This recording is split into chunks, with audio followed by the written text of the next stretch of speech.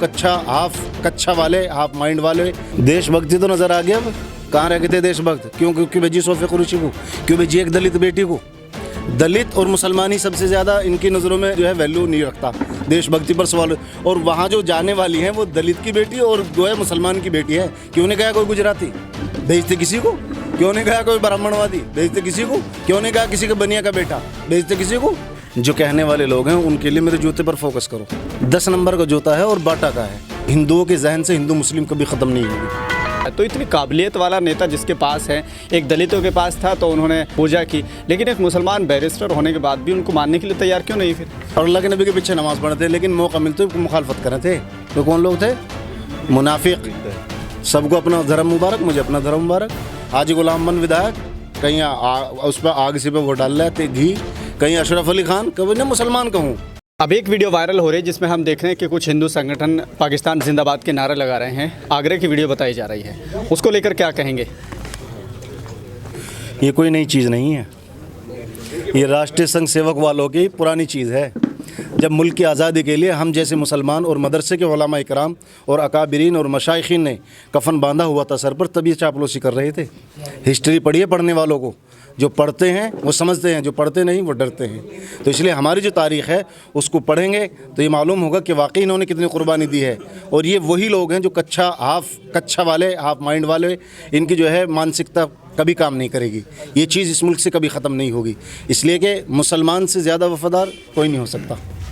और मैं ये भी नहीं कह सकता कि दूसरे लोग वफ़ादार नहीं हो सकते, लेकिन जितनी चीज़ें आज नज़र आ रही हैं या मुल्क की आज़ादी में जितनी चीज़ें उस वक्त भी नज़र आई थी, इन्होंने किसका समर्थन किया था, किसका साथ दिया था, ये सब जानते हैं लोग पढ़े लिखे। लेकिन लगातार जिस तरह से वो कहते हैं कि हम तो बहुत बड़े देशभक्त हैं और मुसलमानों की देशभक्ति पर सवाल उठता है और कहीं ना कहीं इस तरह की वीडियो वायरल होती है, तो क्या लगता है आपको? मतलब देशभक्ति तो नज़र आ गया। अब कहाँ रह गए थे देशभक्त? क्यों भेजी सोफिया कुरैशी को? क्यों भेजी एक दलित बेटी को? दलित और मुसलमान ही सबसे ज़्यादा इनकी नज़रों में मतलब जो है वैल्यू नहीं रखता। देशभक्ति पर सवाल। और वहाँ जो जाने वाली हैं वो दलित की बेटी और गोया मुसलमान की बेटी है। क्यों नहीं गया कोई गुजराती? भेजते किसी को? क्यों नहीं गया कोई ब्राह्मणवादी? भेजते किसी को? क्यों नहीं गया किसी के बनिया का बेटा? भेजते किसी को?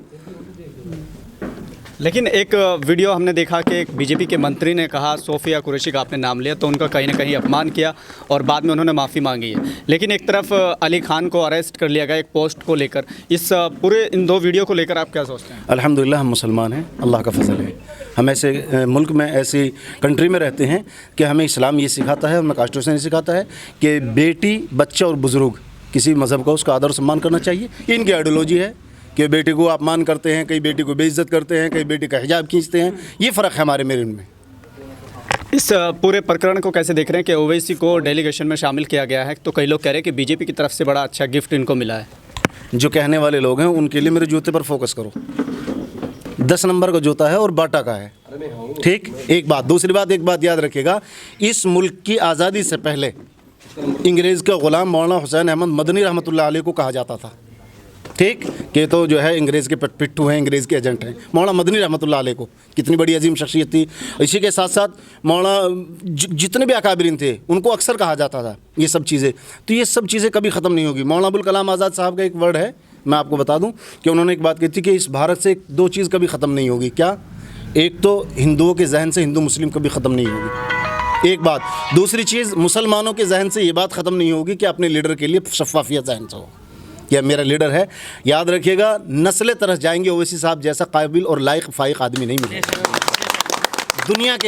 दुनिया के टॉप 10 काबिल, पढ़ा लिखा, होशियार, दानिशमंद, दानिश्वर और मतलब जो है एजुकेटेड दुनिया के 10 अफराद में से एक मतलब जो है तीसरे चौथे नंबर का मेरा सदर बैरिस्टर असदुद्दीन ओवैसी साहब। जहाँ इस मुल्क को इस बात का फ़ख्र है कि गोया ऑक्सफोर्ड जैसी यूनिवर्सिटी के अंदर APJ अब्दुल कलाम, डॉक्टर मनमोहन सिंह जी की गोया फ़ोटो लगी हुई है, तस्वीर लगी हुई है, उनकी किताब पढ़ाई जाती है मनमोहन सिंह जी की। वहाँ मुझे ये भी फ़ख्र है कि तीसरे नंबर का असदुद्दीन ओवैसी साहब है, जो ऑक्सफोर्ड यूनिवर्सिटी में जैसे जगह पे भी लोहे माना जाता है।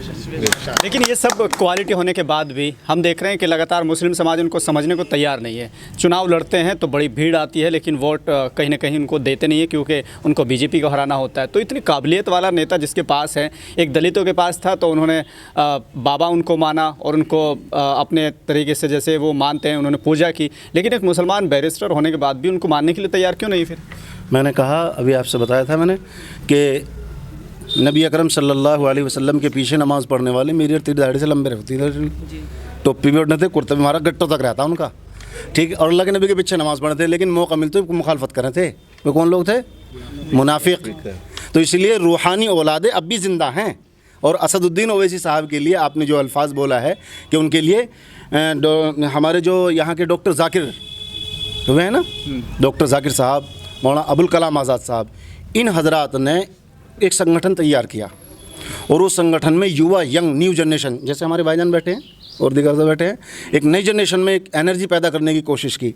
उसमें एनर्जी पैदा करने की कोशिश की ताकि हम अपनी कौम के लिए मुत्तहिद होकर के अपनी आवाज़ उठाएं और अपने मसाइल को हल कराएं। लेकिन मौलाना अबुल कलाम आज़ाद जैसा आदमी थक करके कहने लगा लफ्ज़ सेकुलर पेश की जाए। सेकुलर अच्छी चीज़ है, लेकिन सेकुलर होने का मतलब ग़ुलामी नहीं है। सेकुलर होने का मतलब यह है कि ईमान पर समझौता नहीं है। सबको अपना धर्म मुबारक, मुझे अपना धर्म मुबारक। और जिनको दूसरे मज़हब में अच्छा लगता है तिलक लगाना और मतलब जो है पूजा पाठ करना, हाजी गुलाम मन विधायक कहीं उस पर आग से पे वो डाल रहे थे घी, कहीं अशरफ अली खान, कभी ना मुसलमान कहूँ भाई ठीक है, आइडियोलॉजी है, कॉन्स्टिट्यूशन, अगर तुम्हें दूसरा मज़हब अच्छा लगता है तो इस कॉन्स्टिट्यूशन में हमारे मुल्क का जो कानून है उसमें इजाज़त है कि कोई किसी मज़हब को अपना सकता है। लेकिन जिस तरह से हम देख रहे हैं अभी बीते कुछ वर्षों से लगातार मुसलमानों को गिरफ्तार भी किया जाता है, मुस्लिम समाज पाकिस्तान का समर्थन क्यों करता है? कहाँ कर रहा है समर्थन? गिरफ्तार होते हैं ना बहुत सारे मुस्लिम। दो झूठ है, बताओ एक चीज़ तो साबित करो। मुसलमान ज़्यादा देशभक्ति किस एतबार से करोगे तुम? अरे सोफे कुरैशी ने सबको थोबड़ा बंद कर दिया और क्या रहेगा? अब भी कुछ आगे कोई कसर रहेगी?